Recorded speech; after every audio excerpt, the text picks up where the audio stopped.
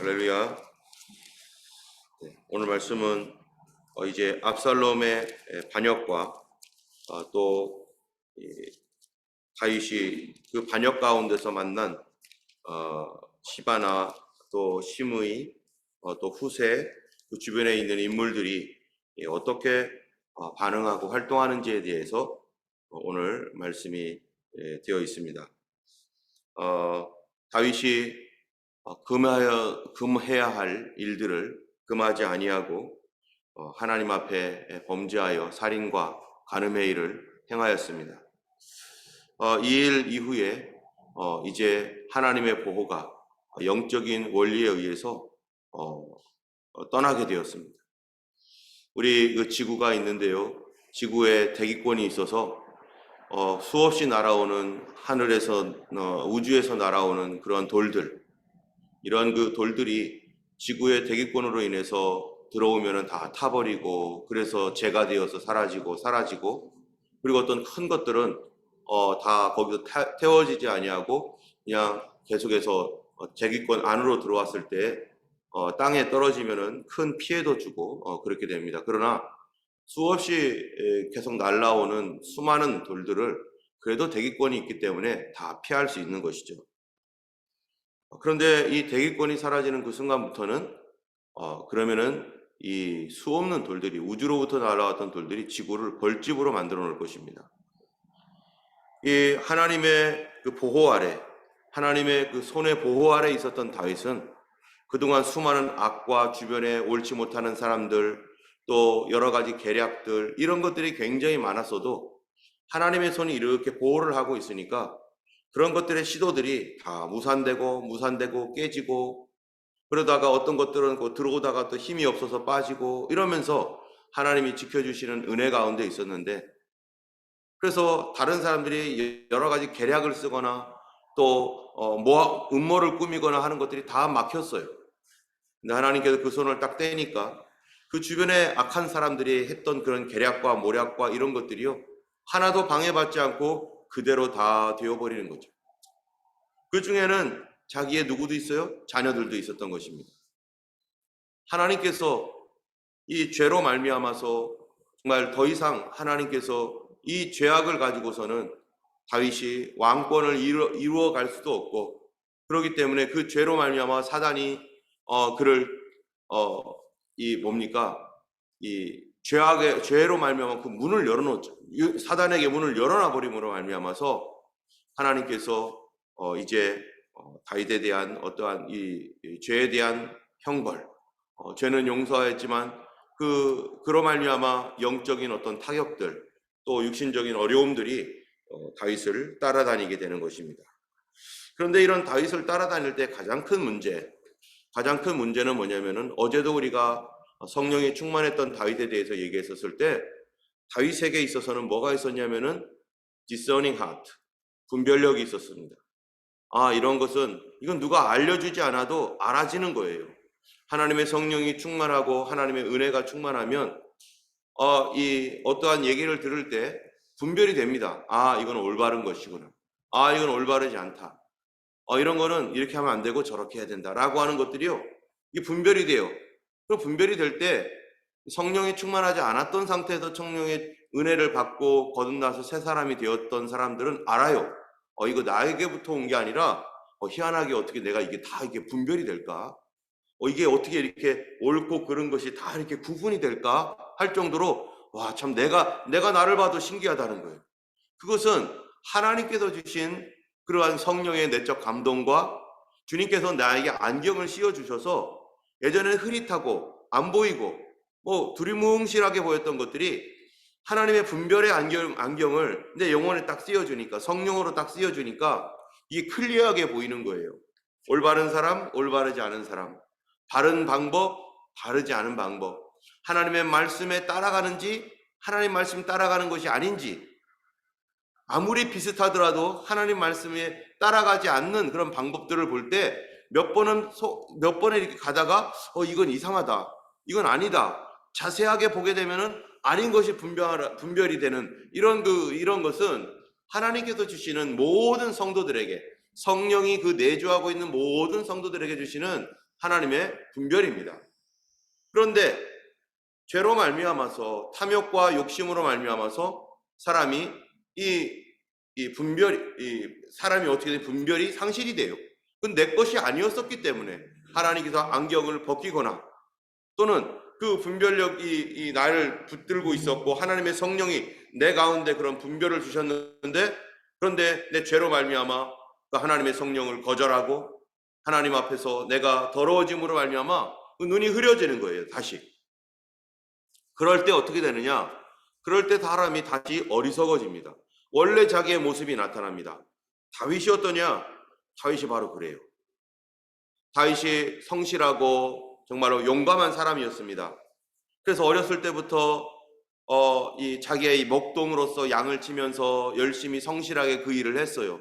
그런데 하나님의 성령의 기름 부으심을 받고 그가 왕이 되는 어떤 그런 기름 부음 받은 이후에 하나님께서 그에게 이 나라를 구원하야겠다라고 하는 뜨거운 마음들, 이런 마음들을 주시면서 그에게 분별력이 오면서 정말로 올바른 것과 올바르지 않은 것들을 이렇게 볼 수 있는 그러한 지혜가 있었는데 죄를 딱 지은 이후에 밧세바 사건 이후에 다윗이 계속적인 실수를 하는데 그 실수를 하면서도 다윗은 이거를 막지를 못하는데 그 실수가 뭡니까? 첫 번째로는요, 암논 첫 번째 아들 왕자죠. 다음번 왕이 될 암논이 자기의 이 이복 동생을 그렇게 욕을 보였는데도 어떡합니까? 이거를 처리를 안 하는 거예요. 암논에 대하여 꾸짖고 이 부분에 대하여 정확하게 벌을 내리고 그래서 그가 다시는 그런 일들을 할 수 없도록 그리고 거기에 대하여서 무릎을 꿇고 사죄를 하든지 왕자의 자리에서 퇴출을 하든지 어떤 그러한 범죄, 이스라엘에서 있어서는 안 되는 하나님 백성으로서는 할 수 없는 그 일들을 했었을 때 차기 왕이 그런 짓을 한 왕이 어떻게 왕이 되겠어요? 그런데도 불구하고 다윗은 이것에 대하여 정확하게 끊지 않았습니다. 분별력이 상실됐어요. 뭐 때문에요? 인간적 정 때문에. 암논을 가장 사랑했거든요. 그래서 성경에 보면은 암논에 대하여서 뭐라고 했냐면은 암논에게 네가 어찌하여 이런 일을 하였느냐 함으로 암논의 마음을 단 한 번도 상하게 하지 아니하였다. 암논을 꾸짖지 않아. 혼자서 화는 냈어요. 암논이 그런 일을 했다고 하면서 막 화를 내요. 그런데 정작 암논에게는 아무것도 안 하는 거예요. 그러니까 분별력이 상실되니까 아버지가 인간적 정으로 그것을 대하고 인간적인 마음으로 그것을 대했을지는 몰라도 하나님의 성령으로 하나님 나라의 왕국에서 주시는 하나님 나라의 어떤 가치와 그런 분별력은 다 상실돼 버렸어요. 죄를 지으면 분별력이 상실됩니다. discerning heart가 distinguish를 못해요.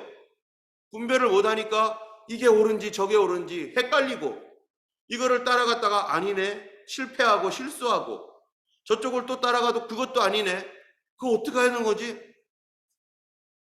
기도해야 되는 거예요. 회개해야 되는 거예요. 이 부분에 대해서 하나님 앞에 엎드려서. 그런데 어쨌든 다윗은 분별력이 상실돼서 암논을 처리하지 않았습니다. 그러고서 몇 년이 지나니까 그 다음 무슨 일이 생겨요? 압살롬이 암논을 죽이는 일이 생겨요. 이 결국 아버지가 그 문제에 대해 자녀들의 어떤 문제 속에서 이거를 정리하지 않고 공의롭지 못하고 정의롭지 않고 자신도 그런 일이 있었기 때문에 그냥 어떻게 좀 봐줘야지 이런 생각을 했는지 그거는 정말로 하나님 앞에서 옳지 못한 그런 방법이었습니다. 그러므로 말미암아서 살인이 일어나는 거죠. 형제지간에. 여러분, 아담과 하와가 하나님 앞에 선악을 알게 하는 나무의 열매를 먹지 말라고 했었을 때 그가 그것을 먹은 뒤에 어떤 일이 생깁니까? 가인과 아벨에게 어떤 일이 생겨요? 가인이 아벨을 죽이죠. 형제들 가운데 살인이 일어나죠. 다윗도 보세요.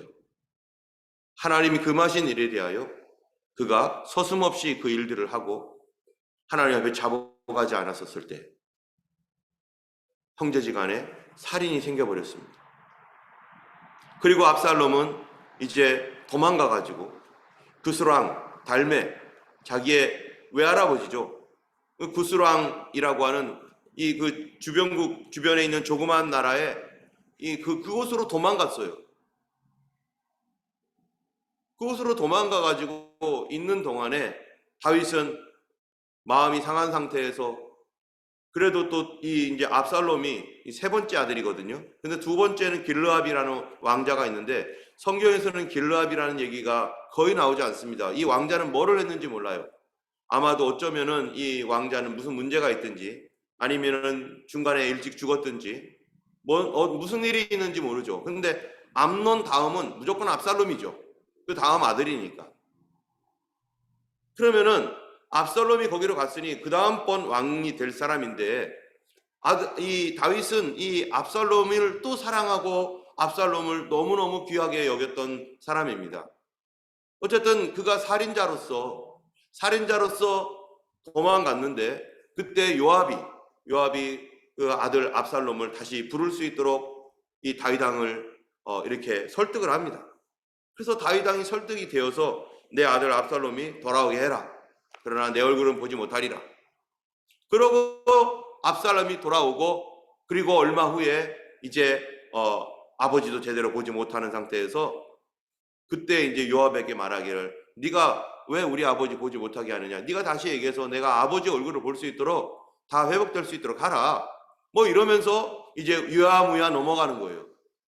그러고서 여러분, 오늘 본문이 시작되는 겁니다. 오늘 본문이 뭐라고 했냐면, 이제 14장 33절 바로 전절을 보면은, 요압이 왕께 나아가서 그에게 아뢰매 왕이 압살롬을 부르니 그가 왕에게 나아가 그 앞에서 얼굴을 땅에 대어 그에게 절하매 왕이 압살롬과 입을 맞추니라 하면서, 내 아들 압살롬아 이제 내가 풀어졌다고 이렇게 했는데, 지금 그러고 나서 일어나는 일이 뭡니까? 그 후에 압살롬이 자기를 위하여 병거와 말들을 준비하고 호위병 50명을 그 앞에 세우니라. 이게 무슨 말입니까? 지금으로부터 이게 지금 3,000년이 지난 그런 얘기입니다. 그러면은 지금은 군대 50명 군인들을 세우는 거 무슨 문제겠어요? 아무 문제도 아니죠. 왜냐면은 군대가 형성이 되려면은 이 장정들이, 젊은이들이 와서 모여야 되는데, 지금 이제 우리나라 같은 경우는 의무병이라든지, 한국은 의무병 제도죠. 그 다음에 또 지원병이 있어서 지원을 해가지고 돈 벌기 위해서 지원하는 사람도 있죠. 근데 옛날에는 의무병이나 지원병제가 아니에요. 그냥 전쟁이 일어나면은 밥 깔다가 가자 해가지고 가고 그러는 상황인데, 그런데 압살롬이 호위병 50명을 거느리고 있다는 것은, 호위병 50명이라는 것은 뭡니까? 지금 압살롬에게 전적으로 붙어서 압살롬이 먹고 살 수 있는 모든 것을 지원해 줘야 되는 거예요. 직업군인이에요 이제. 그래서 맨날 따라다니는, 이 사람들은 농사해야 될 사람인데 농사 안 하고 압살롬 따라다니니까 압살롬이 이 사람들에게 생활을 다 보장해 줘야 되는 거예요.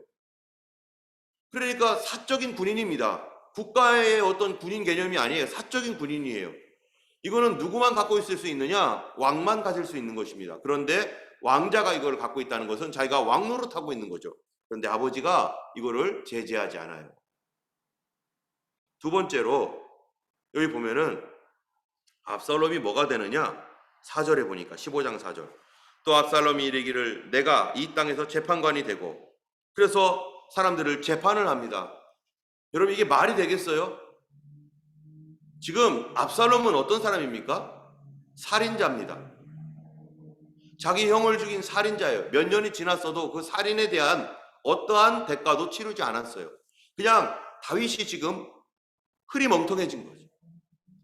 자기가 해야 될 분별해서 끊을 거는 끊고, 아들일지라도 끊을 거는 끊고, 붙일 거는 붙이고, 이거 조정을 해서 이 일에 대해 클리어하게 이렇게 이거를 만들어 가야 되는데, 지금 다윗이 그런 능력이 다 상실되어 버렸어요. 그러니까 사람이 어리석어진 거고, 어두워지고, 눈이 흐리고, 분별력이 없고, 그러니까 뭐를 해야 될지를 모르는 거예요. 영적인 분별력이 다 상실되니까 이 아들이 재판관이 됐는데도 그거를 놔둬요. 엄밀하게 보면 그는 살인자고, 그는 심판을 받아야 되는 사람인데, 살인자여 심판하는 사람, 심판을 받아야 될 그 사람이 지금 어디에 들어가 있잖아요. 정당한 재판을 받지도 않았고, 그리고 거기에 대한 처벌도 받지 않은 상태에서 자기가 재판관 노릇을 합니다. 여러분, 이게 얼마나 불행한 일이에요. 만약에 우리나라에 대통령 될 사람이, 지금 그런 거 검증하고 있잖아요. 대통령 될 사람이, 이 사람이 거짓말쟁이고, 이 사람이 사기꾼이에요. 이 사람이 살인자예요. 이 사람을 뽑겠습니까? 이런 사람들을 검증을 해야 될 거 아니에요. 그런데 이 사람이 무엇을 하느냐? 거짓말에 능합니다. 그래서 사람들이 이렇게 오면은, 우리 아버지가 재판관을 너를 위해 세우지 않았어. 제대로 된 재판관도 없고 우리 아버지는 그런 재판할 줄도 몰라. 벌써 이 압살롬이 뭐를 아는 거예요? 아버지 상태를 아는 거죠. 아버지 상태가 지금 자기가 보더라도 자기는 이렇게 아무렇지도 않게 돌아다니고 있지만, 자기 같은 사람이 돌아다니도록 만드는 이 나라, 이 살인자들이 처벌받지 않고 돌아다니게 만드는 이 나라, 다윗이 지금 그 상태에 돼버렸어요. 예전에는 그러지 않았습니다. 그는 지혜로웠고 하나님 주신 지혜로 분별을 다 했어요. 근데 어느 날부턴가 아들 하면은 껍박 죽고 뭔가를 할 수가 없는 이런 상태로 어두워진 상태에서 뭘 하겠습니까? 그러니까 아들도 다 알아요. 아버지가 어리석어. 아버지한테 가지 말고 나에게 와. 그러면서 자기가 뭐라고 말하느냐? 자기가 말하기를 4절에 보니까 압살롬이 이르기를 내가 이 땅에서 재판관이 되고 누구든지 송사나 재판할 일이 있어 내게로 오는 자에게 내가 뭐 한다고요? 정의 베풀기를 원하노라. 자기가 무슨 정의를 베풀어요? 자기가 정의를 베풀 자격이 있습니까? 자기는 부정하고 살인자고 그런 악한 일을 저지른 그런 사람인데 무슨 정의를 베풉니까? 그런데 겸손한 것처럼 사람들에게 손을 붙들고 그에게 입을 맞추고 내가 너에게 올바른 정의를 행해 주겠다고 하면서 이런 사람, 이게 바로 적그리스도의 모습이고, 이런 압살롬이 결국에는 반역을 꾀해서 뭐 합니까? 아버지를 쫓아옵니다. 다윗이요, 어리석어지니까 이런 반역이 일어나는 모든 일들을 볼 수도 없고 어떻게 해야 될지 지혜도 없고, 여러분, 죄의 결과는 무섭습니다. 하나님께서 다윗에게 앞으로 너에게 이런 일이 있을 것이다 라고 했던 그 말씀은 하나님의 보호가 떠난 사람의 당연한 상태라는 거예요. 지금까지 하나님이 이런 모든 일들에 대해서 하나님이 막아주셔가지고 더 이상 별똥별처럼 와가지고 그냥 지구를 때리지 못하도록 다 막아주셨는데, 그 주변에, 다윗 주변에 악한 사람이 지금 너무 많은 거예요. 아들도 이렇게 악한데, 그런데 하나님이 막아놓으셨는데, 그리고 다윗이 분별을 해서 그걸 다 처리를 할 수 있었는데, 범죄로 말미암아 총명이 사라지니까, 지혜가 사라지니까 그는 자기 아들의 가족이라고 하는 정에 눈이 멀어버리고, 또 인간들의 어떠한 그 상황을 볼 수 있는, 하나님의 뜻을 알 수 있는 분별력 상실하니까 아들이 반역을 할 때에도 다윗이 어떻게 합니까? 아들이 반역을 하면, 이런 반역이 하면은 아들을 대항해서 나가서 싸워야 되는데 도망가자 하고 도망갑니다. 그 일을 이루는 그 아들을 어떻게든지 뭐 하려고 하는 거예요, 지금요? 예, 지금 그래도 살리고 싶은 마음이죠. 아버지의 마음이죠. 하나님의 나라의 분별력으로 분별을 하면은 어떻게 해야 될지가 그의 머릿속에는 떠오르지 않는 거예요, 더 이상. 그러니까 우리 아들이니까 살려야지 하고서 도망가기를 택합니다. 결국 어떤 일이 일어나느냐? 그 당시에 한 나라의 왕권이 탈취가 되냐면은 후궁들이나 이런 사람들을요 다 욕을 보입니다. 그런데 아히토벨이라는 사람이 바로 그 계략을 써요. 그 계략을 써서 다윗의 후궁들이 다 욕을 보는데, 이거는 주변 국가들이 원래 하는 일이에요. 이 얘기가 무슨 얘기냐? 하나님 나라의 왕국에서는 그런 일이 있어서는 절대로 안 되는 거죠.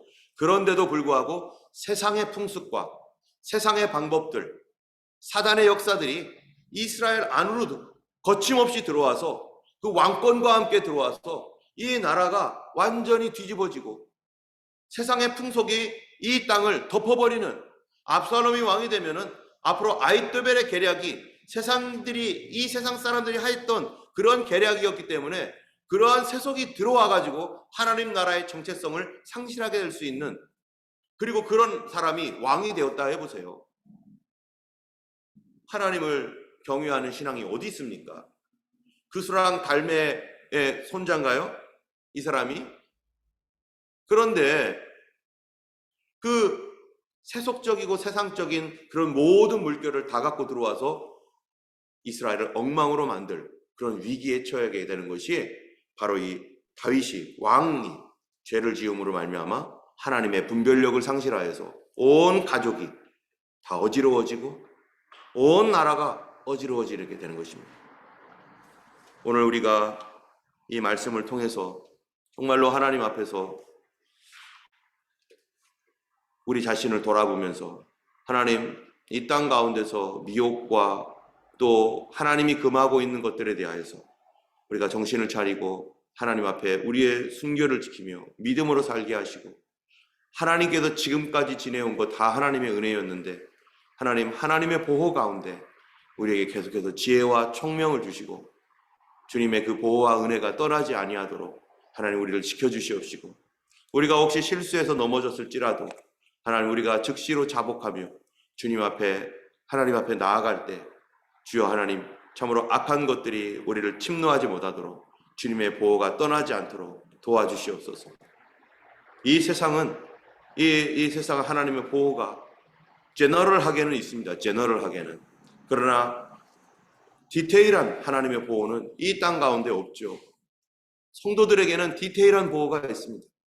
우리 하나님의 그 도와주신 은혜 가운데 오늘 하루도 주님 정결하게 살아가게 하시고 하나님의 보호 가운데 분별력 있는 신앙생활 되게 하여 주옵소서. 우리 가운데 혹시 분별력을 상실했다면 주님 앞에 다시 분별력을 회복할 수 있도록 하나님 앞에 구하고, 주님 앞에 어디서부터 다시 시작해야 될지, 인간적 정의가 아니라 뭘로 봐야 돼요? 하나님의 눈으로, 주님의 섭리로 바라볼 때 그것이 바로 우리의 능력이고 하나님의 뜻이 우리 가운데 다시 회복되어지고 이루어지게 되는 것입니다. 그 하나님의 분별력 회복은 이 안에 있지만 우리가 주일날 이것은 우리 같이 나누기로 하고 우리 하나님 앞에서 정말로 온전한 분별로 살아갈 수 있도록 한 주간 그렇게 기도하시는 여러분 되길 바랍니다. 기도하겠습니다. 걸어가신 하나님 아버지, 우리 가운데서 하나님의 은혜와 은총을 거두지 마시고 우리가 비록 부족하지만 예수 그리스도의 그 거룩한 보혈로 말미암아 주님이 죄의 대가와 죄의 아버지 모든 형벌을 주님 치르셨습니다.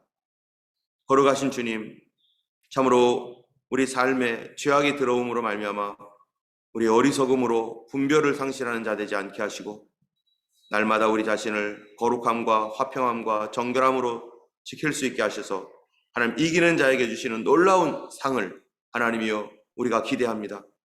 다윗이 이겼더라면 하나님이여 더 큰 것들을 하나님 얻었을 터인데 아버지 하나님, 그가 상실함으로 말미암아서 금하지 않음으로 말미암아 하나님 다른 하나님의 보호마저도 하나님의 지혜마저도 잃어버렸던 것처럼 주여 우리가 하나님 죄로 말미암아 그런 곳으로 들어가지 아니하도록 하나님 돌봐주시고 보호해 주시고 다시 하나님 분별과 지혜가 회복되어지도록 역사하여 주옵소서.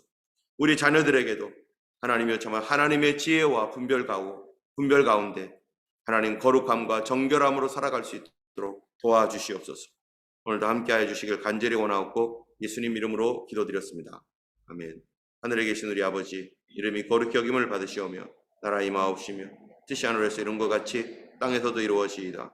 오늘날 우리에게 일용할 양식을 주옵시고 우리가 우리에게 죄 지은 자를 사하여 준 것 같이 우리 죄를 사하여 주옵시고 우리를 시험에 들게 하지 마옵시고 다만 악에서 구하옵소서.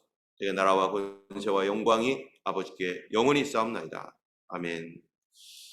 오늘도 주님과 동행하시는 거룩한 하루 되기를 예수님의 이름으로 축원합니다. 우리 함께 기도하겠습니다.